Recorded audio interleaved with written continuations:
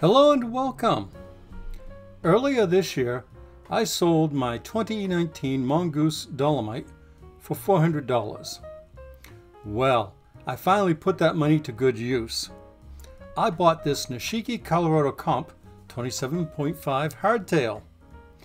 I paid $370 for it, and as of the time this was posted, it's listed on the Dick's Sporting Goods website for $649, down from $799. I was surprised to see it listed in both orange and gray and now gray and black, and that the country of origin is the US, because I thought they stopped making these in 2020. And as an aside, I had heard a couple of years ago that Detroit Bikes was going to assemble these, so maybe that is the explanation? I don't know. At any rate, this bike is in pretty good physical shape, but there are some cosmetic blemishes. The young man from whom I bought it got it from his dad, so he was unsure of the year, but we know it's not very old. And he was using it with two baby seats to get around town, hence some of the paint chips and scrapes from the mounting brackets. Presumably he had really good balance. And this also explains the clamp-on kickstand that you'll see later. The bike has a double-butted aluminum frame, and this one specifically is a size large, or 20 inches.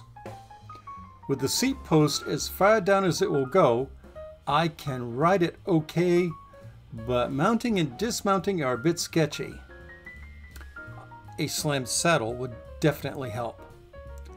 Now, I've seen other reviews where the seat tube bottle cage mounts had to be removed to accommodate the full insertion of the seat post since the studs were hanging it up. Since I plan to install a dropper post, I do foresee this being on my to-do list. The cockpit consists of a 90mm long unbranded alloy stem and a 720mm wide unbranded alloy handlebar with a mild rise and sweep. The grips are the stock rubber slip-ons. The brake levers are Tektro alloys. Now, the rear lever is very mushy despite being maxed out on the barrel adjuster, so the caliper connection needs to be tuned up, and that has a frayed cable. The shifter is a stock SRAM 9x11 speed trigger. The only thing I really don't care for about the NX series shifters is the lack of an indicator, but it is what it is. The front suspension, well, the only suspension, is an SR Suntour XCM spring fork with 120mm of travel. It has a manual lockout and a standard preload adjuster, and it accommodates a 15x110 through axle. One thing I did notice is that the lockout lever doesn't feel quite as rugged on this one as it does on the XCM that came with my 2020 Polygon Siskiyou. And by the way, you don't usually find through axles on these big box bikes, so that's another oddity, if you will, on this bike. And speaking of oddities, there's a 29 boost decal on the fork, even though the bike is a 27.5 bike. One of the reasons that I was excited to buy this bike is for its stock drivetrain. Just like the Mongoose XR Pro I used to own, this is one of those rare, budget-friendly, big box store bikes with a nice drivetrain. Whereas the XR Pro had a SRAM NX 3x8 system, the Colorado Comp has a SRAM NX 1x11 system with a 30-tooth narrow-wide chainring.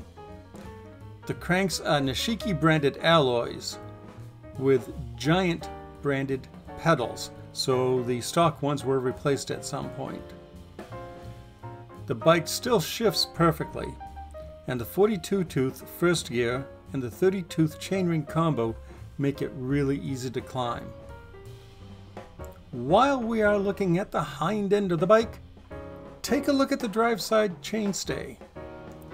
As you can see, it is considerably higher than the non-drive side. And there are a few brands out there that have done this as well.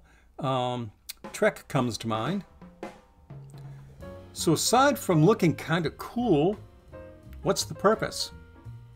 Well, one theory is that the unequal forces on each side, that is to say driven versus non-driven, braked versus non-braked, are mitigated. Yeah, that sounds reasonable, but boy, there is a lot of arguing online, pro and con for that. So I don't really know.